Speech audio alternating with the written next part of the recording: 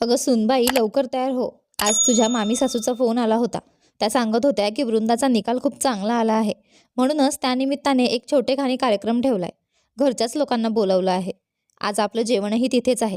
त्या सांगत होत्या, तुम्ही सगळ्यांनी लवकर या आणि कविताला तर नक्कीच घेऊन या.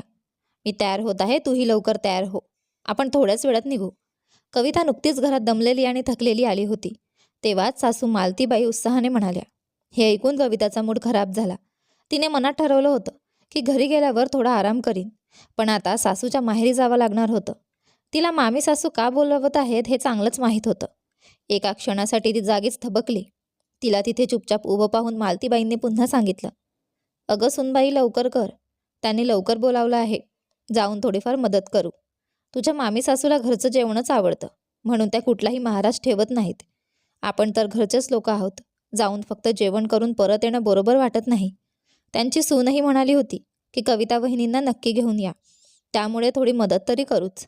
मदत हा शब्द कविताच्या डोक्यावर हातोड्यासारखा बसत होता. मामी सासू महाराज का ठेवत नाहीत हे ती चांगलं जाणून होती, आणि मदत या शब्दाशी त्या लोकांचा दूरदूरपर्यंत काही संबंध नव्हता. मालतीबाई त्यांच्या मदतीसाठी जात असतात, पण त्या लोकांचा सगळा कामाचा भार कवितावर टाकून ते स्वतः आरामात बसून जातात. बरं, कोण मदत करतं तिची? सगळेच लोक एकत्र बसून गप्पा मारायला लागतात, आणि सून असल्यामुळे सगळं काम कविताकडे ढकललं जातं. आता 25 लोकांचं जेवण बनवणं काही साधं काम नव्हतं, आणि असंही नाही की आधी काही तयारी केली जाते. तयारीच्या नावाखाली फक्त सामान आणून ठेवलेले असते आणि भाज्या फक्त कापलेल्या असतात. पण त्या भाज्याही नेमक्या कशा ठेवलेल्या असतात?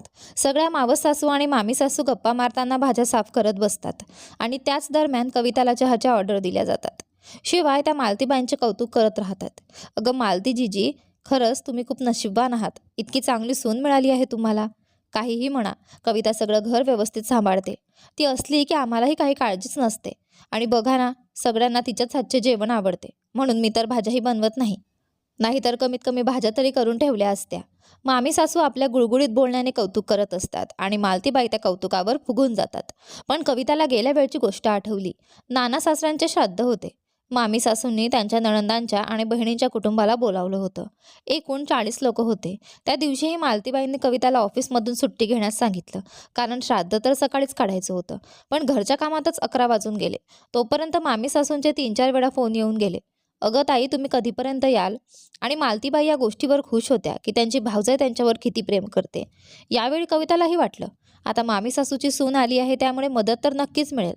उलट मीच तिला मदत करीन. अखेर ती माझी दिराणी आहे, नाही का? पण कविता तिथे पोहोचली तेव्हा तिथे काहीच तयारी नव्हती.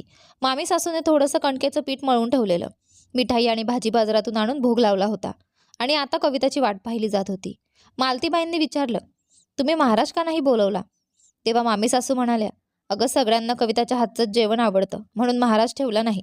आणि सून अजून नवीन आहे, तिला एवढं काम होत नाही. कविताला सवय झाली आहे. शिवाय सगळ्यांना दुपारचं बोलावणं दिलं आहे. मालतीबाईंनी काहीच बोलल्या नाही, पण कविताला सगळं समजलं. महाराजांचे पैसे वाचवण्यासाठी सगळं काम तिच्याकडून करून घेतलं जात होतं, आणि आता नवीन सून असूनही काम कवितालाच करायला लावलं जात होतं. मालतीबाईंच्या आग्रहामुळे कविताला कामाला लागावं लागलं. इतकंच काय, त्यांची मुलगी वृंदा देखील मदतीला आली नाही, आणि मैत्रिणींसोबत फिरायला निघून गेली. त्यावेळी यावेळी काहीही झालं तरी कविताने मनात पक्क ठरवलं की तिला महाराजांचं स्थान घ्यायचं नाही. स्वतःला असे वापरून घेणे तिने थांबवायचे ठरवले. मनात विचार करत कविता म्हणाली, मी संध्याकाळी येईन, तुम्ही आता जायचं असल्यास जा. मालतीबाईंनी म्हटलं, पण मामी सासूंना तुझ्या हातचं जेवण हवंय. त्यांनी खास सांगितलं आहे की कविताला घेऊन यायला. मम्मीजी, ते सगळं ठीक आहे, पण मी आत्ताच आले आहे आणि खूप दमले आहे. मी संध्याकाळीच येईन, कविता म्हणाली. अगं कधीतरी असं होतंच की, रोज तर घरी येऊन आराम करतेसच, मालतीबाई जोर लावून म्हणाल्या. पण यावेळी कविता पूर्ण तयारीनिशी होती. नाही मम्मीजी, आज माझ्यात खरंच हिंमत नाही. मी संध्याकाळीच येईन, आणि मी काही महाराज नाही की सगळ्यांसाठी जेवण बनवत राहीन. मामी सासूंची सून आता थोडी जुनी झाली आहे, ती हे काम सांभाळू शकेल. तुम्ही जा, तुमचे माहेर तुम्हालाच मुबारक, असं म्हणत कविता आतल्या खोलीत निघून गेली. मालतीबाईंना कविताचं हे बोलणं खटकलं, पण त्याही वस्तुस्थिती समजू शकत होत्या. शेवटी त्या आपल्या माहेरी पोचल्या. तिथे गेल्यावर पाहिलं तर यावेळी काही तयारी नव्हती.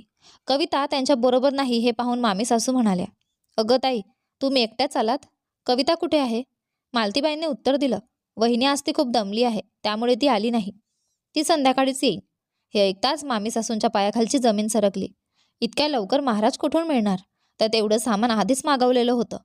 कामाचे बघून मामी सासू, त्यांची सून आणि मुलगी हवालदिल झाल्या. सूनबाईने सरळ सांगितलं की तिला एवढं काम नाही जमणार, किंवा सगळ्यांनी मिळून मदत करावी, किंवा मग कुणाला महाराज बोलवावं. मालतीबाईंनाही समजलं की त्यांची सून फक्त कामासाठीच वापरली जात होती. शेवटी मामी सासू आणि त्यांची मुलगी दोघी स्वयंपाकाला लागल्या.